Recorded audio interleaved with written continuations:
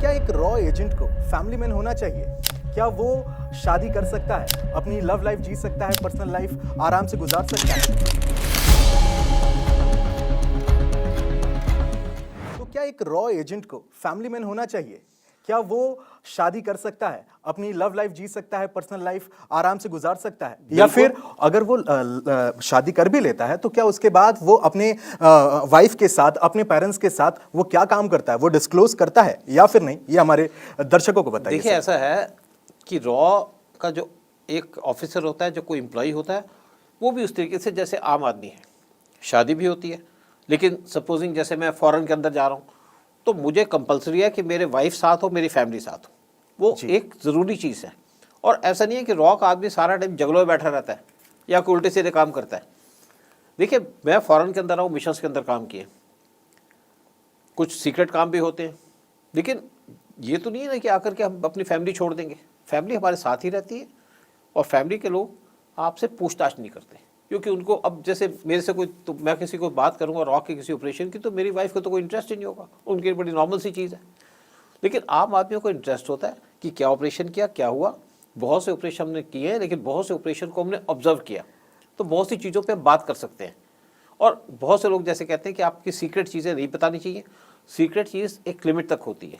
Operation का आपका कौन सा एजेंट है, क्या है, क्योंकि बहुत से हम एजेंट रखते हैं आगे जो हमारे लिए काम करते हैं, देश के लिए काम करते हैं, और बहुत से काम हमें खुद करने पड़ते हैं।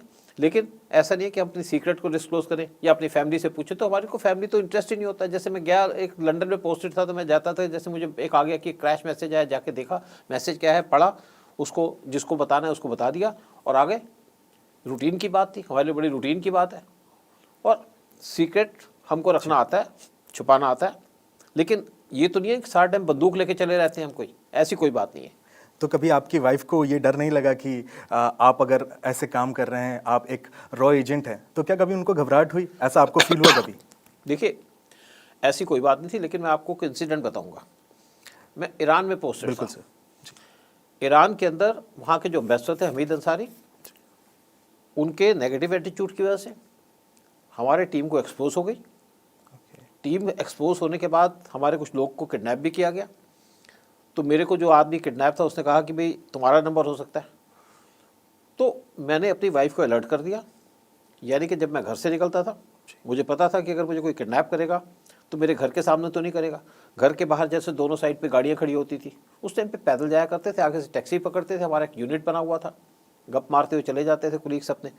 तो जब देखा कि पीछे से कोई गाड़ी आ रही है, तो मैं चुपचाप, कान पीछे होते थे गाड़ी में, चुपचाप साइड पे हो जाता ताकि गाड़ी पीछे से न मार जाए, क्योंकि उनका सिस्टम था कि वो कभी गाड़ी से आपको उड़ा सकते हैं। रोड क्रॉस करेंगे तो देख लेंगे।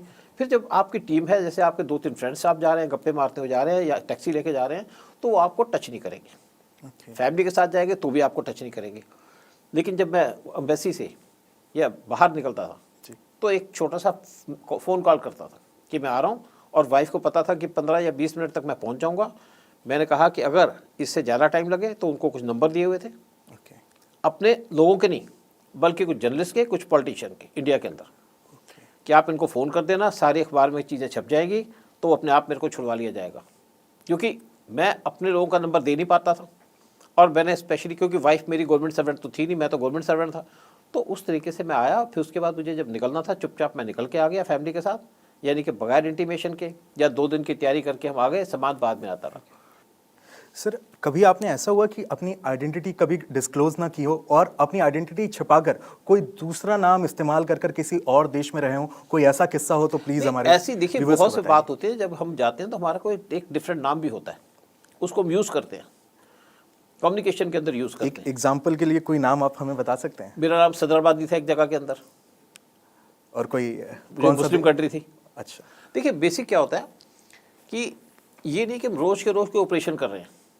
इवन इंडिया के अंदर हमारे ऑपरेशन होते हैं। अब आप आइडेंटिटी की बात कर रहे हैं, जब हम बाहर पोस्टेड होते हैं तो किसी को तो पता नहीं होता रॉ के हैं, हम कवर पोस्टिंग पे जाते हैं। इवन मैं आपको बताऊं कि जो हमारा आई कार्ड होता था उसके ऊपर रॉ नहीं लिखा होता, और जब मैं रिक्रूटमेंट हुई बहुत साल तक तो पता भी नहीं था कि रॉ क्या है। क्या लिखा होता है फिर उस पर सर? Cabinet secretariat. ओके।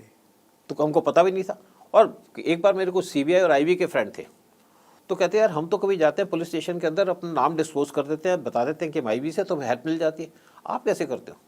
मैंने कहा हमारा कॉन्फिडेंस, हम कॉन्फिडेंस से बात करते हैं कि हम क्या हैं, तो काम हो जाता है। कई बार सीबीआई कहना पड़ता है, कई बार आईबी कहना पड़ता है। लेकिन उस टाइम पे रॉ को कोई जानता भी नहीं था। रॉ का नाम बाहर आया 1980 के आसपास। और ये किस समय की बात है सर? 1980 के टाइम में रॉ का नाम बाहर आया, अदरवाइज लोगों को पता ही नहीं था कि रॉ क्या है। ओके, नहीं मैं कह रहा था जो आपने बात बताई ये किस समय की ये बात तो है आम तौर पे आज भी अगर मुझे कहीं जाना पड़ता है तो आज तो फिर भी हम कह पाते हैं कि मैं एक्स रॉ ऑफिसर हूँ। ओके, लेकिन पहले ऐसा कुछ नहीं था, डिस्क्लोज नहीं कर सकते डिस्क्लोज थे। नहीं करते थे। और ठीक है, हम अपने काम तो सारे करवाते थे। अगर हमें कोई ज़रूरत पड़ती थी, नॉर्मली कोई ऐसा नहीं है कि पुलिस स्टेशन में जाएंगे, लेकिन कहीं ज़रूरत पड़ती थी, अपने काम के पर्सनल काम भी कराने पड़ते हैं, तो अपने आप को कॉन्फिडेंस से बात होती थी कि ये ऐसा हुआ, ऐसा करिए। तो अगर कोई ज़रूरत पड़ती तो देख लेते थे पीछे से। एक रॉ एजेंट की लाइफस्टाइल कैसे होती है सर? नॉर्मल, जैसे आपकी लाइफ है वैसे मेरी लाइफ है। जब आप मिशंस करते हैं, बहुत सारा इतना खतरा होता है, तो कुछ अलग तो होगी लाइफस्टाइल में। देखिए, ऐसा नहीं है कि रोज़ रोज़ मिशंस होती है। कोई ऐसा नहीं है कि हम रोज़ रोज़ जाके किसी का कत्ल करने जा रहे हैं। मुझे नहीं लगता किसी रॉ के आदमी ने किसी को मारा भी होगा या किसी का मर्डर किया होगा। इससे लोगों के अंदर बड़ी संभावना है। लोग सोचते हैं कि फिल्मों के अंदर ऐसा होता है, ऐसा नहीं होता। हम आज पाकिस्तान में लोग मर रहे हैं, बहुत से लोग कहते हैं रॉ के लोग मरवा रहे हैं, लेकिन एक तरीका है, एक काम करने का तरीका होता है। क्या कोई पकड़ा गया रॉ का आदमी? कोई नहीं पकड़ा गया, क्योंकि रॉ का आदमी गया ही नहीं कोई वहाँ पे।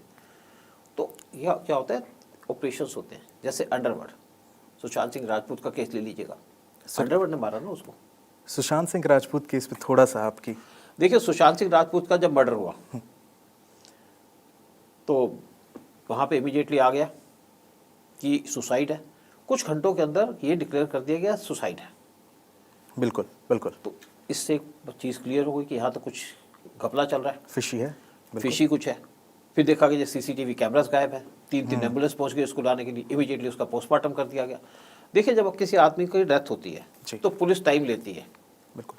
पोस्टमार्टम की रिपोर्ट आएगी या उससे पहले सारी चीज़ें चेक की जाएंगी। लेकिन यहाँ पे इंस्पेक्टर ने कुछ घंटे के अंदर कह दिया सुशांत सिंह राजपूत का मर्डर हुआ, सुसाइड हुआ, तो लग गया कि कुछ गड़बड़ है। सीसीटीवी कैमरास नहीं थे, क्योंकि एक इंस्पेक्टर कह नहीं सकता कि उसका सुसाइड है। डीसीपी बोलेगा, कमिश्नर बोलेगा, क्योंकि हाई प्रोफाइल आदमी था, या इवन वहाँ पे जो गवर्नमेंट है उसकी स्टेटमेंट आएगी। सर ये बहुत बड़ा खुलासा कर रहे हैं आपकी, ये खुलासा कर रहा हूँ, मैंने किया हुआ खुलासा। उस टाइम पे मैंने वीडियो बनाया था इस चीज़ के ऊपर। जब मुझे किसने कहा कि आप सुशांत सिंह राजपूत के बारे में क्या कहते हैं, तो मैंने उसके ऊपर वीडियो बना दिया था अकेला बैठ करके, और मैं पहला आदमी था जिसने डिस्क्लोज किया था। क्योंकि अंडरवर्ल्ड का काम क्या होता है कि देखिए, अंडरवर्ल्ड को कोई मतलब नहीं है। अंडरवर्ल्ड पैसे के लिए काम करता है। कौन उसको पैसा देता है, कौन उसको काम देता है, तो अंडरवर्ल्ड अपना तय कर लेता है। पुलिस से कनेक्शन होता है उनका, गवर्नमेंट से कनेक्शन होता है। जब आपका 1993 का बम ब्लास्ट हुआ था, उससे पहले कौन था? दाऊद तो एक नॉर्मल आदमी था, स्मगलर था, छोटे छोटे काम किया करता, बिल्कुल। इलेक्ट्रॉनिक आइटम्स आते थे उसके दुबई से। जब उसको पेट्रोनेज मिल गई पॉलिटिशियन की, साथ में पुलिस की, तो डॉन बन गया।